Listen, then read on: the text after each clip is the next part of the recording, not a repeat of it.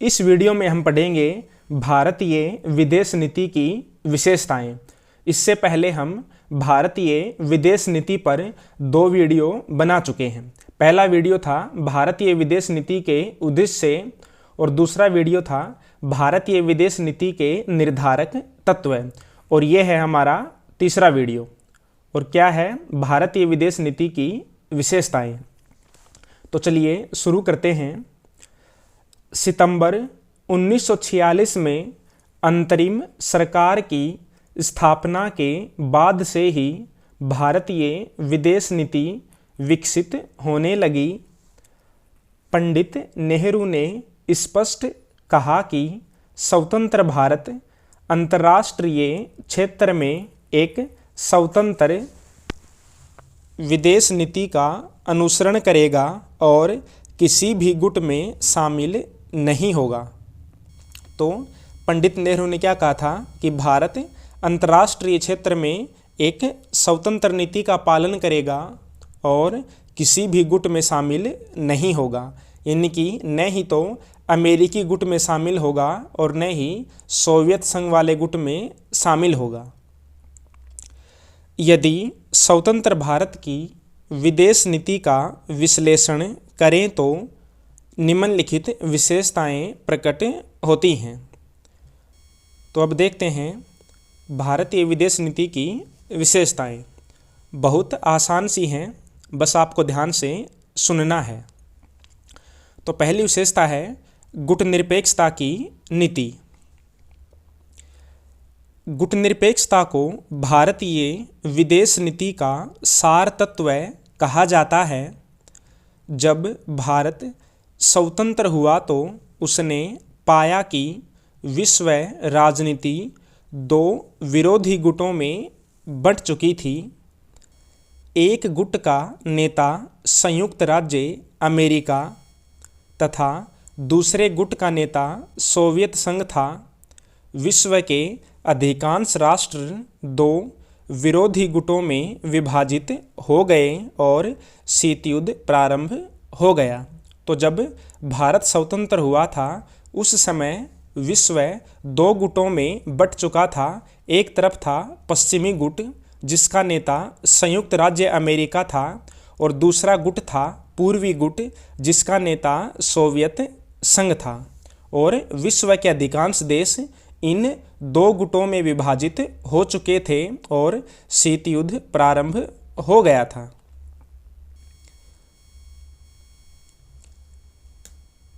ऐसी स्थिति में भारत या तो किसी एक गुट में शामिल हो सकता था या दोनों से अलग रह सकता था।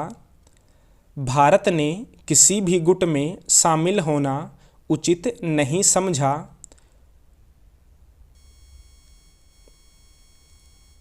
भारत ने दोनों गुटों से पृथक रहने की जो नीति अपनाई उसे गुटनिरपेक्षता की नीति के नाम से जाना जाता है। तो गुटनिरपेक्षता क्या है कि भारत दोनों गुटों में से किसी भी गुट में शामिल नहीं होगा। उस नीति को क्या बोलते हैं? गुटनिरपेक्षता की नीति। इस नीति का आशय है कि भारत विश्व राजनीति के दोनों गुटों में से किसी में भी शामिल नहीं होगा और दोनों ही गुटों से मैत्री संबंध स्थापित करने का प्रयास करेगा। गुटनिरपेक्षता एक सकारात्मक नीति है जो सही व न्यायसंगत का समर्थन करती है तथा अन्याय की आलोचना करती है। अमेरिकी सीनेट में बोलते हुए पंडित नेहरू ने कहा था कि यदि विश्व में कहीं भी स्वतंत्रता का हनन होगा, न्याय की हत्या होगी, तो हम न तो आज तटस्थ रह सकते हैं और न ही भविष्य में तटस्थ रहेंगे। तो भारतीय विदेश नीति की पहली विशेषता क्या हो गई? गुटनिरपेक्षता। गुटनिरपेक्षता का मतलब भारत विश्व के जो 2 गुट हैं उन दोनों गुटों में से किसी भी गुट में शामिल नहीं होगा। दूसरी विशेषता है शांति की विदेश नीति। भारत की विदेश नीति सदैव ही विश्व शांति की समर्थक रही है। भारत ने प्रारंभ से ही यह महसूस किया कि युद्ध और संघर्ष नवोदित भारत के आर्थिक और राजनीतिक विकास को अवरुद्ध करने वाला है। 1956 में स्वेज नहर संकट के समय भारत की आर्थिक योजनाएं अत्यधिक प्रभावित हुई। 1967 के अरब इजराइल युद्ध के कारण भारतीय अर्थव्यवस्था बुरी तरह लड़खड़ाने लगी। तो इन सभी कारणों से भारत ने महसूस किया कि विश्व में शांति की स्थापना होनी चाहिए। शांतिवादी नीति की घोषणा करते हुए पंडित नेहरू ने कहा था कि हमारी पहली नीति तो यह होनी चाहिए कि हम संघर्षों को घटित होने से रोकें। दूसरी नीति संघर्षों से बचने की होनी चाहिए और तीसरी नीति यह होनी चाहिए कि यदि युद्ध शुरू हो जाए तो हम उसे रोकने में समर्थ हों। अतः अंतर्राष्ट्रीय विवादों के समाधान के लिए भारत शांतिपूर्ण साधनों पर बल देता है। स्वतंत्रता प्राप्ति के बाद नदियों के पानी को लेकर उत्पन्न विवाद को 1960 में सिंधु नदी जल संधि द्वारा दूर किया गया। तो जो ये सिंधु नदी जल संधि थी यह 1960 में भारत और पाकिस्तान के मध्य हुई थी। 1966 में ताशकंद समझौते के तहत भारत ने पाकिस्तान को वे क्षेत्र लौटा दिए जो भारत की सुरक्षा के लिए आवश्यक थे। तो ताशकंद समझौता कब हुआ था? 1966 में। जब हम भारत पाकिस्तान संबंध पढ़ेंगे तो ये सारे समझौते पढ़ेंगे। 1971 के युद्ध के बाद भी भारत ने पाकिस्तान के प्रति सद्भावना का दृष्टिकोण अपनाया और 1972 में शिमला में द्विपक्षीय वार्ताओं पर बल दिया। भारत ने अन्य पड़ोसी देशों के साथ भी विवादों का निपटारा शांतिपूर्ण साधनों से किया है। भारत शुरू से ही विश्व शांति के लिए निशस्त्रीकरण को आवश्यक मानता है। तो ये हो गई दूसरी विशेषता, शांति की विदेश नीति। तीसरी विशेषता है मैत्री और सह अस्तित्व की नीति। भारत की विदेश नीति मैत्री और सह अस्तित्व पर जोर देती है। सह अस्तित्व का मतलब होता है साथ साथ अस्तित्व, यानी कि विरोधी पक्ष भी एक साथ रहें। भारत की यह धारणा रही है कि विश्व में परस्पर विरोधी विचारधाराओं में सह अस्तित्व की भावना पैदा हो। यदि सह अस्तित्व को स्वीकार नहीं किया जाता तो परमाणु हथियारों से संपूर्ण विश्व का विनाश हो जाएगा। इसी कारण भारत ने अधिक से अधिक देशों के साथ मैत्री संधियां और समझौते किए।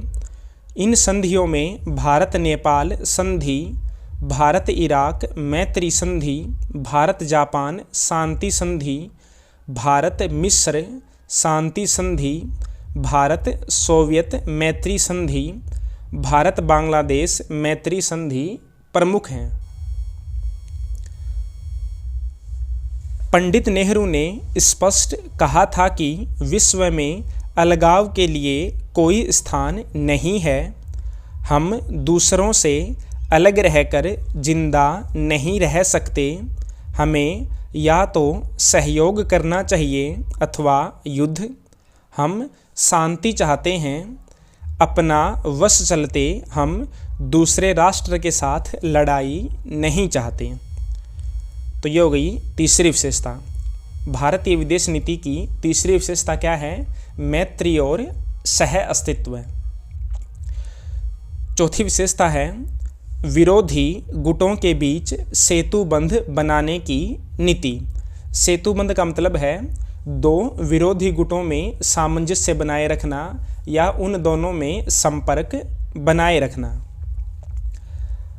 भारत अपनी विदेश नीति के द्वारा विश्व में परस्पर विरोधी गुटों के मध्य सेतुबंध का कार्य करता रहा है। अपनी गुटनिरपेक्ष नीति के कारण भारत दोनों गुटों के बीच उनको मिलाने वाली कड़ी के रूप में कार्य करने की विशिष्ट स्थिति में रहा है। दोनों गुटों के मुकाबले में भारत की आर्थिक और सैनिक स्थिति काफ़ी कमज़ोर रही है, लेकिन दोनों गुटों में शक्ति संतुलन होने के कारण उन दोनों के बीच विभिन्न अंतर्राष्ट्रीय विवादों के समाधान में मध्यस्थ का कार्य करने की दृष्टि से भारत की स्थिति बहुत अच्छी रही है। तो जो भारत था वह जो विश्व में दो गुट थे उन दोनों की अपेक्षा काफ़ी कमज़ोर था, लेकिन फिर भी भारत ने दोनों गुटों के बीच में मध्यस्थ का कार्य किया, क्योंकि दोनों गुटों के बीच शक्ति संतुलन था। दोनों आमने सामने लड़ाई नहीं कर सकते थे। अपनी इस स्थिति के कारण भारत ने अनेक समस्याओं के समाधान में महत्वपूर्ण योगदान दिया। अब देखते हैं पांचवी विशेषता। पांचवी है साधनों की पवित्रता की नीति। भारत की नीति अवसरवादी और अनैतिक नहीं रही है। भारत साधनों की पवित्रता में विश्वास करता रहा है। भारत की विदेश नीति महात्मा गांधी के इस मत से बहुत प्रभावित है कि न केवल उद्देश्य बल्कि उसकी प्राप्ति के साधन भी पवित्र होने चाहिए, यानी कि साध्य और साधन दोनों पवित्र होने चाहिए। यद्यपि उनके सत्य और अहिंसा के साधनों को पूरी तरह नहीं अपनाया जा सका है, फिर भी भारत निरंतर इस बात का प्रयत्न करता रहा है कि अंतर्राष्ट्रीय विवादों का समाधान शांतिपूर्ण उपायों से किया जाए। भारतीय संविधान में कहा गया है कि राज्य अंतर्राष्ट्रीय शांति और सुरक्षा का राष्ट्रों के बीच सम्मानपूर्ण संबंधों को बनाए रखने का तथा अंतर्राष्ट्रीय विवादों को मध्यस्थता द्वारा निपटाने के लिए प्रोत्साहन देने का प्रयत्न करेगा। यदि साधनों की श्रेष्ठता में भारत का विश्वास न होता तो 1965 का ताशकंद समझौता एवं 1972 का शिमला समझौता कभी नहीं किया जाता। भारत हथियारों का प्रयोग केवल आत्मरक्षा के लिए करना उपयुक्त मानता है। भारत का मानना है कि यदि साधन अच्छा है तो साध्य भी निश्चित रूप से अच्छा ही होगा। तो ये हो गई पांचवी विशेषता। छठी विशेषता है पंचशील पर जोर देने वाली नीति। अब देखते हैं पंचशील क्या है। पंचशील के 5 सिद्धांतों का प्रतिपादन भी भारत की शांति प्रियता का प्रतीक है। पंचशील से अभिप्राय है आचरण के 5 सिद्धांत। पंचशील के सिद्धांतों का प्रतिपादन 29 अप्रैल 1954 को तिब्बत के संबंध में भारत और चीन के मध्य हुए एक समझौते में किया गया था। तो पंचशील समझौता या पंचशील सिद्धांतों का प्रतिपादन कब किया गया था? 1954 में किया गया था। और किन देशों के मध्य किया गया था? भारत और चीन के बीच में किया गया था। 14 दिसंबर 1959 को 82 राष्ट्रों की संयुक्त राष्ट्र महासभा ने भारत द्वारा प्रस्तुत किए गए पंचशील के प्रस्ताव को स्वीकार कर लिया। इस प्रकार पंचशील को संपूर्ण विश्व की मान्यता प्राप्त हो गई। नेहरू ने कहा था कि यदि पंचशील को सभी देश मान्यता प्रदान कर दें तो आधुनिक विश्व की अनेक समस्याओं का समाधान हो जाएगा। तो यहाँ तक आपको ये याद रखना है कि पंचशील कब हुआ था और किन दो देशों के बीच में हुआ था। अब देखते हैं पंचशील के 5 सिद्धांत कौन कौन से हैं। तो पहला है एक दूसरे की प्रादेशिक अखंडता का सम्मान करना। दूसरा है एक दूसरे पर आक्रमण न करना। तीसरा है एक दूसरे के आंतरिक मामलों में हस्तक्षेप न करना। चौथा है समानता एवं पारस्परिक लाभ के आधार पर कार्य करना। पांचवा है शांतिपूर्ण सह अस्तित्व। अब देखते हैं 7वीं विशेषता, साम्राज्यवाद और प्रजातीय विभेद का विरोध। भारत साम्राज्यवाद के दुष्परिणामों को भोग चुका है, अतः उसके लिए साम्राज्यवाद का विरोध करना स्वाभाविक है। प्रजातीय विभेद के कारण अंतर्राष्ट्रीय वातावरण दूषित होता है, इसलिए भारत इन दोनों का विरोध करता रहा है।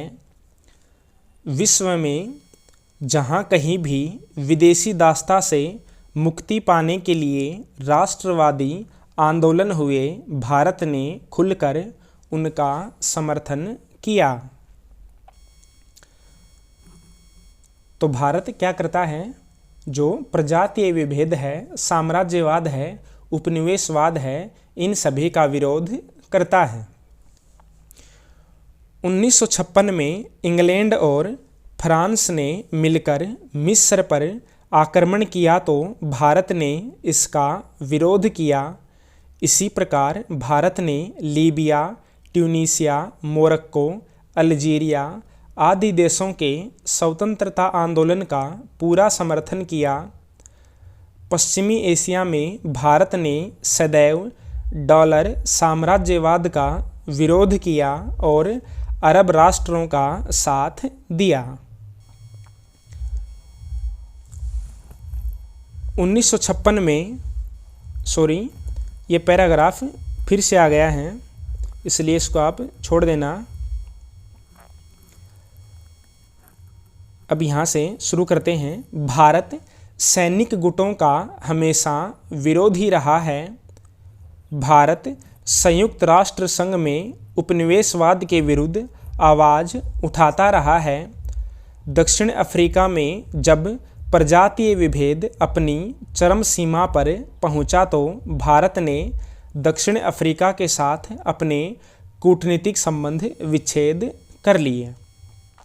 तो ये हो गई 7वीं विशेषता कि भारत साम्राज्यवाद, उपनिवेशवाद, नव उपनिवेशवाद और प्रजातीय विभेद यानी कि रंग भेद का विरोध करता है।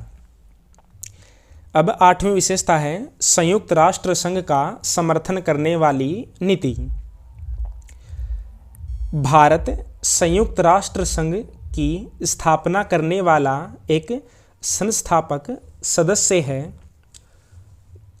अगर आपने यहाँ तक इस वीडियो को देखा है तो आपसे एक क्वेश्चन पूछा जाता है और इसका आंसर आपको कमेंट करना है कि संयुक्त राष्ट्र संघ यानी कि यूएनओ की स्थापना कब हुई थी। भारत यूएनओ को विश्व शांति स्थापित करने का साधन मानता है। भारत ने यूएनओ के विभिन्न अंगों में सक्रिय रूप से भाग लेकर महत्वपूर्ण कार्य किए हैं। भारत ने आज तक कभी भी अंतर्राष्ट्रीय कानून का उल्लंघन नहीं किया है और यूएनओ के आदेशों का उचित सम्मान किया है। भारत ने संयुक्त राष्ट्र संघ को जो सहयोग दिया है उसी के कारण भारत अभी तक 8 बार सुरक्षा परिषद का अस्थायी सदस्य बना है। यहाँ पर 8 लिखना छूट गया है, तो यहाँ पर आप 8 कर लेना कि भारत अभी तक सुरक्षा परिषद का 8 बार अस्थायी सदस्य बन चुका है। भारत के डॉक्टर नगेंद्र सिंह अंतर्राष्ट्रीय न्यायालय के मुख्य न्यायाधीश के पद पर रह चुके हैं। BN राव, RS पाठक तथा दलबीर सिंह भंडारी अंतर्राष्ट्रीय न्यायालय के न्यायाधीश रह चुके हैं। पंडित विजय लक्ष्मी पंडित महासभा की अध्यक्ष रह चुकी हैं। 21 जून को योग दिवस भारत के कहने पर यूएनओ ने मनाना आरंभ किया है। तो ये हो गई हमारी भारतीय विदेश नीति की विशेषताएं। बिल्कुल आसान हैं, एक बार पढ़ते ही लगभग आपको याद हो जाएंगी। आपके एग्ज़ाम में यहाँ से क्वेश्चन निश्चित रूप से आता है, या तो बड़ा क्वेश्चन आएगा या फिर इनमें से किसी पॉइंट के बारे में पूछ लेंगे। तो ये हो गई हमारी भारतीय विदेश नीति की विशेषताएं।